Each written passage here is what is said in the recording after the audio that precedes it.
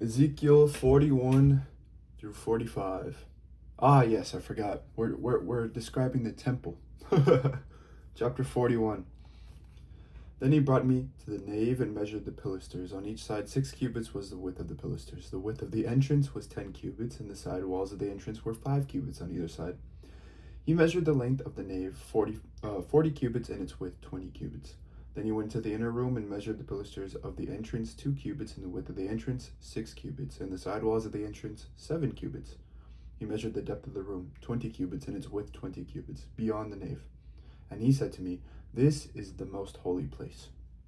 And then he measured the wall of the temple, 6 cubits thick, and the width of the side chambers 4 cubits, all around the temple. The side chambers were in 3 stories, one over another, 30 in each story. There were offsets all around the wall of the temple to serve as supports for the side chambers, so that they would not be supported by the wall of the temple. The passageway of the side chambers widened from story to story, for the structure was supplied with a stairway all around the temple.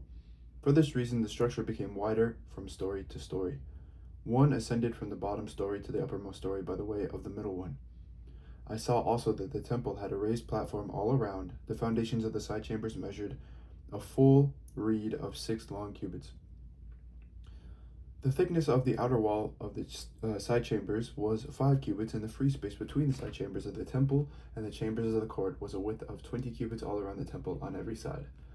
The side chambers opened to the area left free. One door towards the north and another door towards the south, and the width of the part that was left free was 5 cubits all around. The building that was facing the temple yard on the west side was 70 cubits wide, not serving. What am I don't know what I'm reading. Anyway, and the wall of the building was 5 cubits thick all around, and its depth 90 cubits. Then he measured the temple, 100 cubits deep, and the yard and the building with its walls 100 cubits deep. Also the width of the east front of the temple and the yard 100 cubits. And then he measured the depth of the building facing the yard of the west, together with its galleries on either side, 100 cubits. The nave of the temple and the inner room and the outer vestibule were paneled, and all around all three had windows with recessed frames. Facing the threshold, the temple was paneled with wood all around, from the floor up to the windows. Now the windows were covered. To the space above the door, even to the inner room and on the outside, and on the walls all around in the inner room and the nave, there was a pattern.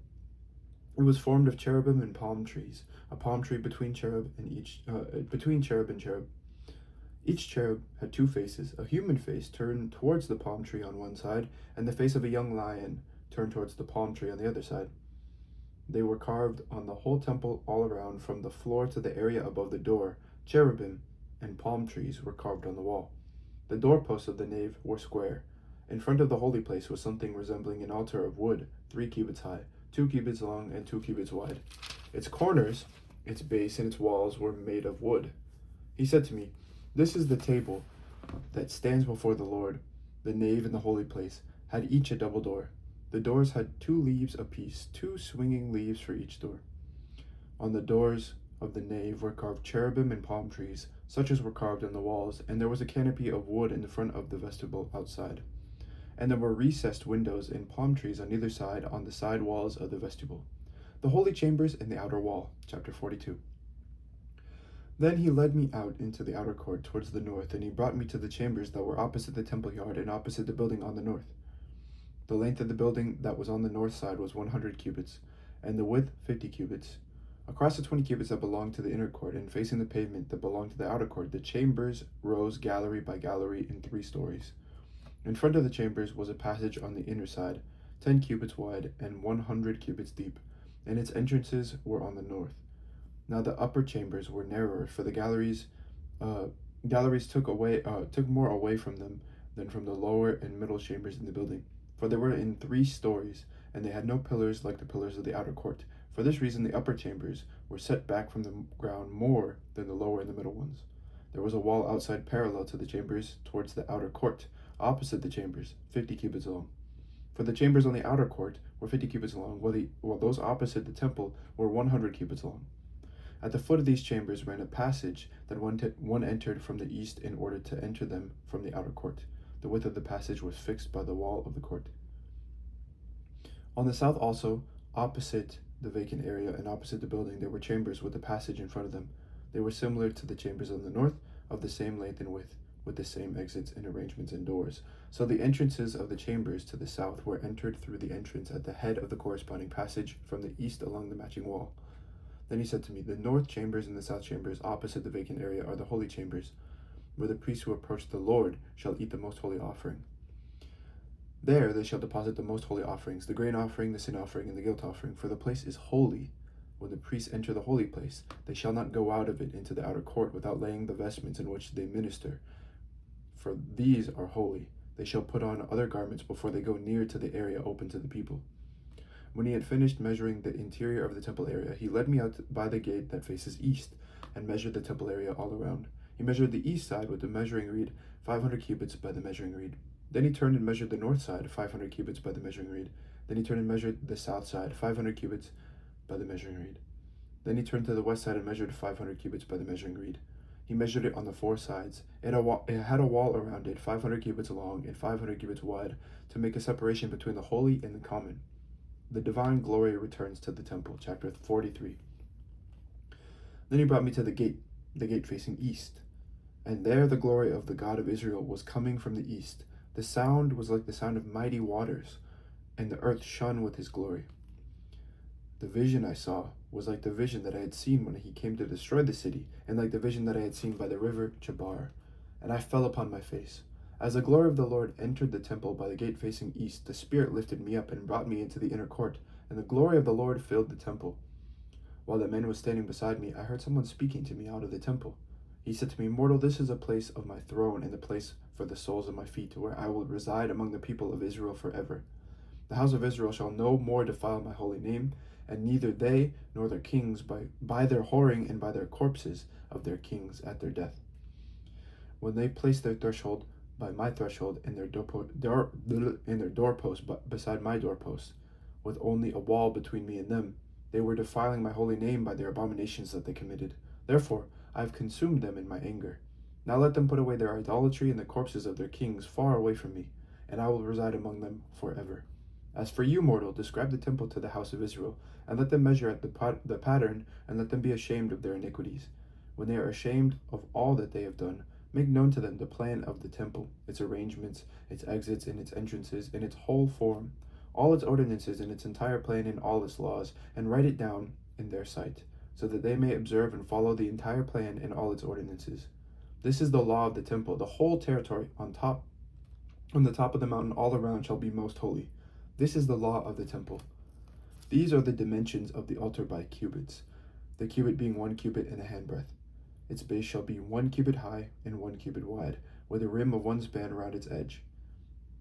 This shall be the height of the altar, from the base of the ground to the lower ledge 2 cubits with a width of 1 cubit, and from the smaller edge to the larger edge 4 cubits with a width of 1 cubit, and the altar hearth 4 cubits, and from the altar hearth projecting upwards 4 horns.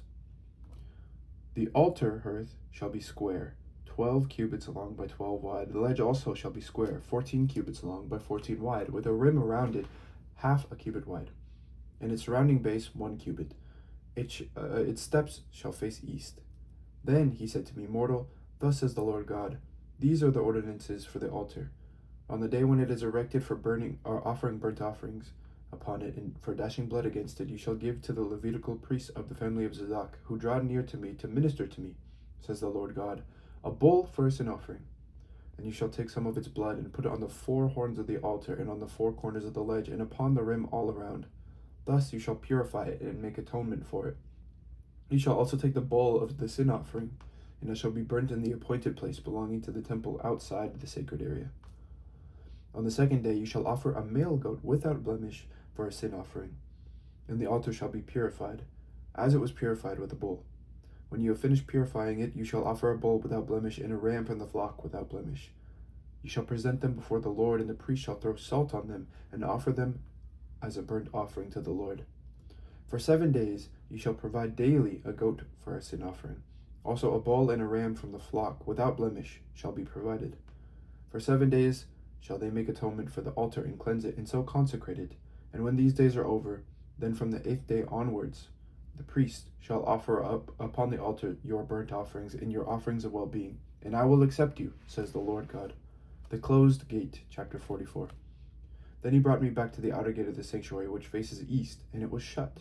The Lord said to me, This gate shall remain shut, it shall not be opened, and no one shall enter by it, for the Lord, the God of Israel, has entered by it. Therefore it shall remain shut. Only the prince, because he is a prince, may sit in it to eat food before the Lord. He shall enter by way of the vestibule of the gate, and shall go out by the same way. Admission to the temple. Then he brought me by way of the north gate to the front of the temple, and I looked, and lo, the glory of the Lord filled the temple of the Lord, and I fell upon my face. The Lord said to me, Mortal, mark well, look closely, and listen attentively to all that I shall tell you concerning all the ordinances of the temple of the Lord and all its laws. And mark well those who may be admitted to the temple, and all who are to be excluded from the sanctuary.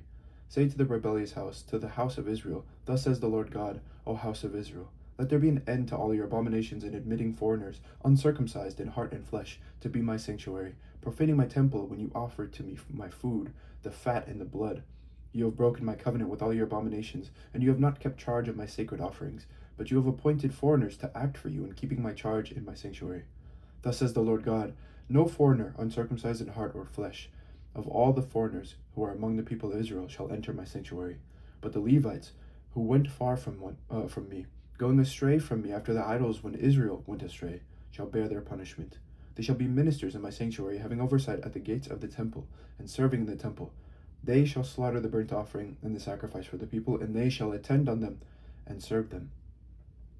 Because they ministered to them before their idols, and made the house of Israel stumble into iniquity, therefore I have sworn concerning them, says the Lord God, that they shall bear their punishment. They shall not come near to me to serve me as priest, nor come near to any of my sacred offerings, the things that are most sacred. But they shall bear the shame and the consequences of the abominations that they have committed.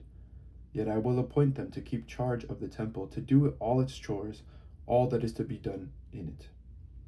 But the Levitical priests, the descendants of Zadok, who kept the charge of my sanctuary when the people of Israel went astray from me, shall come near to me to minister to me. And they shall attend to me, to offer me the fat and the blood, says the Lord God. It is they who shall enter my sanctuary. It is they who shall approach my table to minister to me, and they shall keep my charge. When they enter the gates of the inner court, they shall wear linen vestments. They shall have nothing of wool on them, while they minister at the gates of the inner court and within.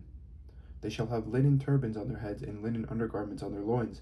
They shall not bind themselves with anything that causes sweat.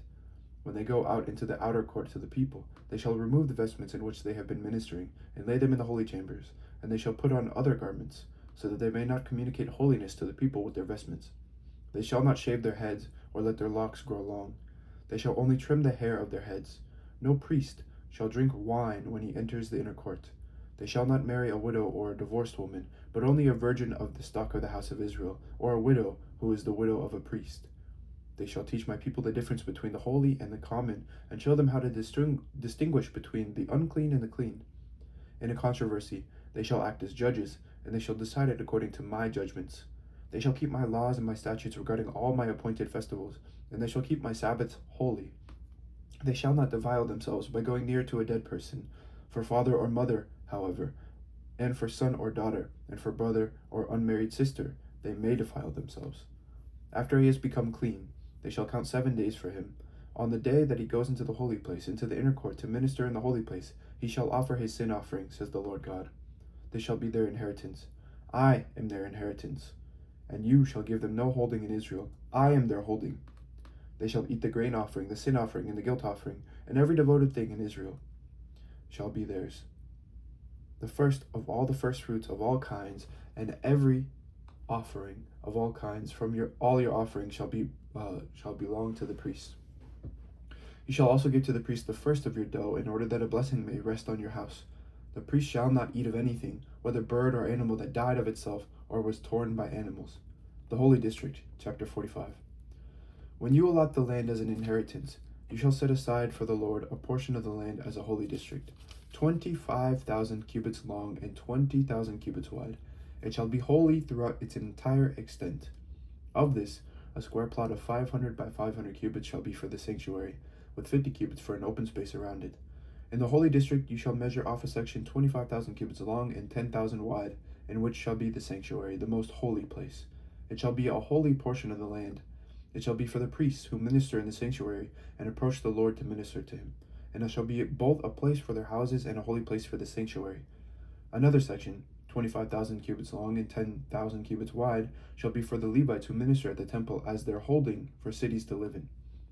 Alongside the portion set apart as a holy district, you shall assign as a holding for the city an area of 5,000 cubits wide and 25,000 cubits long, and it shall belong to the whole house of Israel.